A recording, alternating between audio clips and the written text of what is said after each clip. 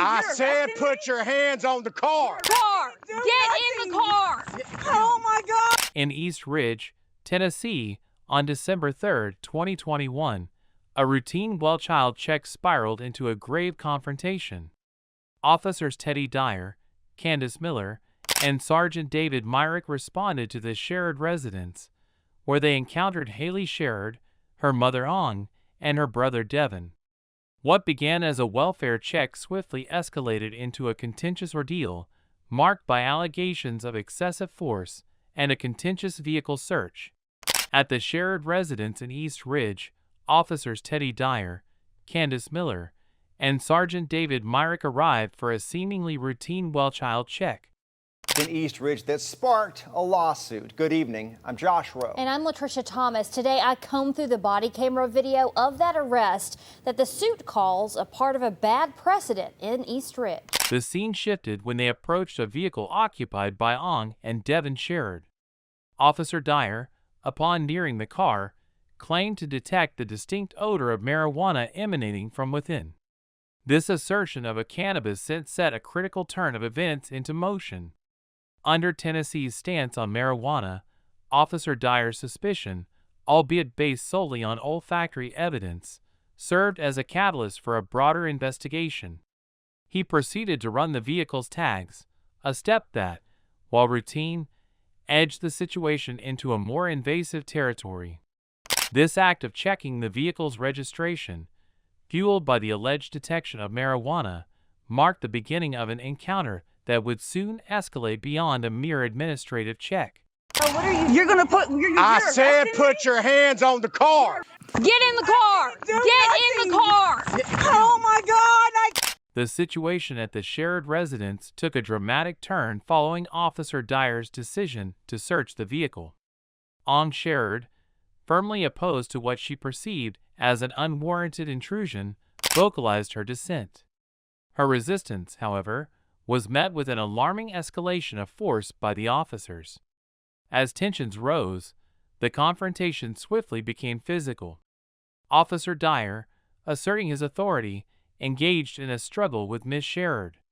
This altercation was not just a scuffle, but an intense clash that culminated in the deployment of a taser. The officer's decision to use such force, particularly in the context of a situation that began as a routine call, raised serious questions about the proportionality of their response.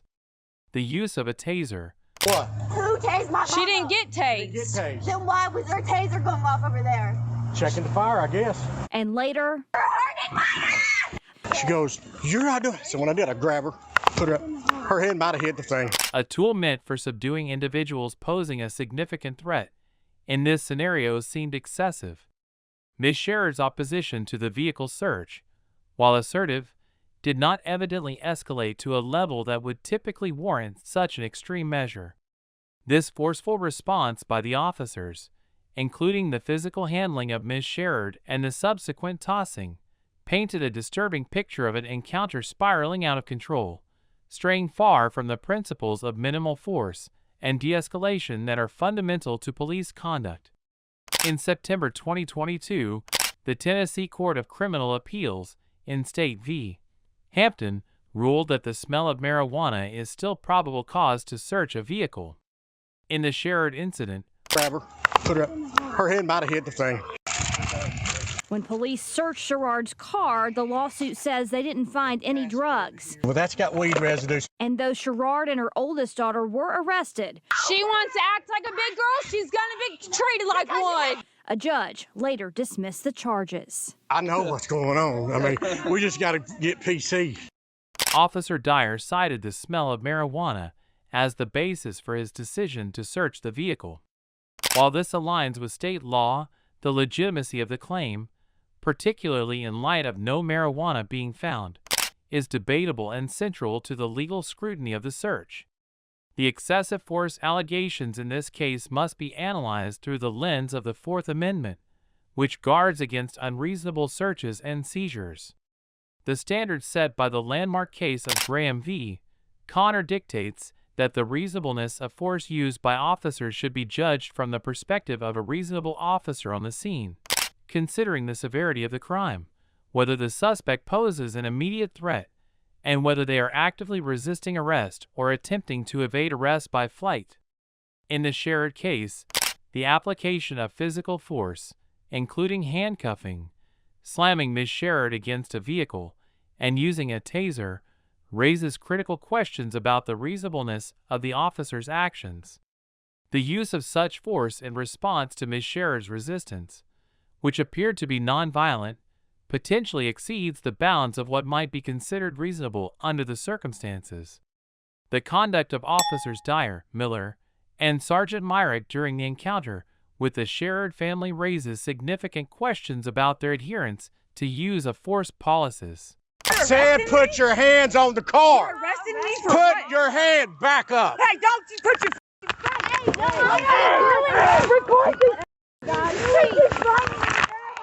Hey, God, I'm so dizzy right now. He just banged my. Oh my God!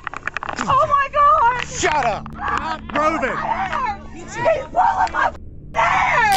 The decision to employ physical force and a taser in response to Sherrod's nonviolent resistance appears to contravene the principles of reasonable and proportionate use of force. This approach suggests a deviation from the expected standard of conduct, potentially exceeding the necessary force required under the circumstances. Ethically, the officer's actions during the incident are concerning. The physical treatment of Ms. Sherrod, particularly the use of a taser and the forceful manner of her arrest, casts doubt on the officer's commitment to ethical policing standards.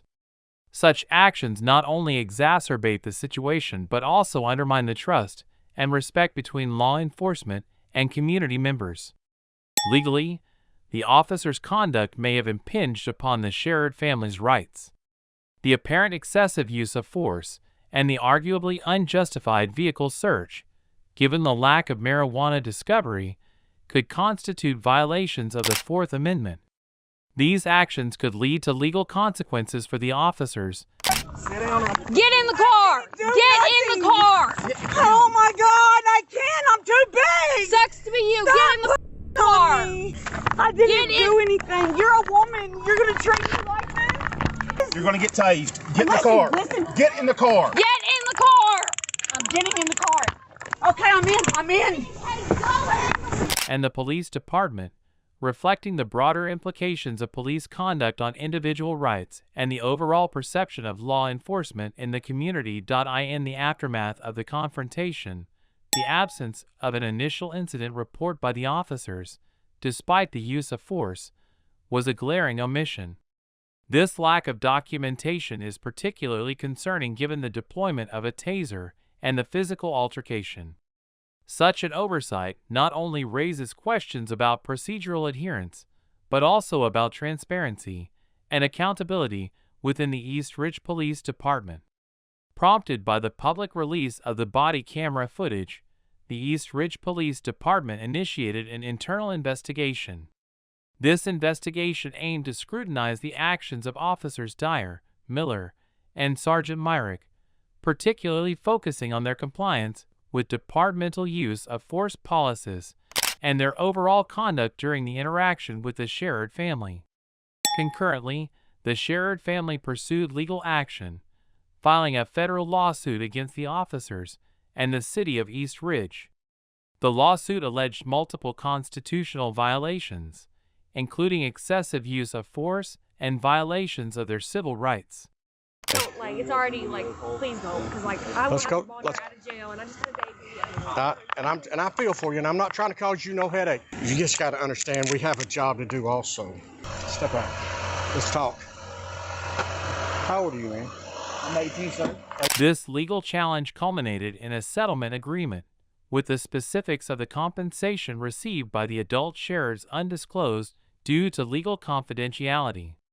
However, it was revealed that Ms. Sherrod's minor daughter received a substantial settlement, highlighting the severity of the incident and its implications. The community's reaction to the incident was one of strong disapproval and concern. And I'm a man. I'm like you. Why you gotta hit my mama like that, bro? You gonna keep the, all right, I tried. You see, I tried to talk to you like a man. I tried to talk. Why'd you have to do her like that, bro? Get in the car. Like, I tried to talk to you. I tried. I'm not your bro. You see, I tried. You see, I tried to talk to him. How old is he? 18. He's old enough to take a ride. Social media was abuzz with comments reflecting disappointment and frustration towards the officer's conduct. A comment from a user encapsulated the general sentiment. "This is not the kind of law enforcement that we need on our streets. They need to treat people as they would want their family treated."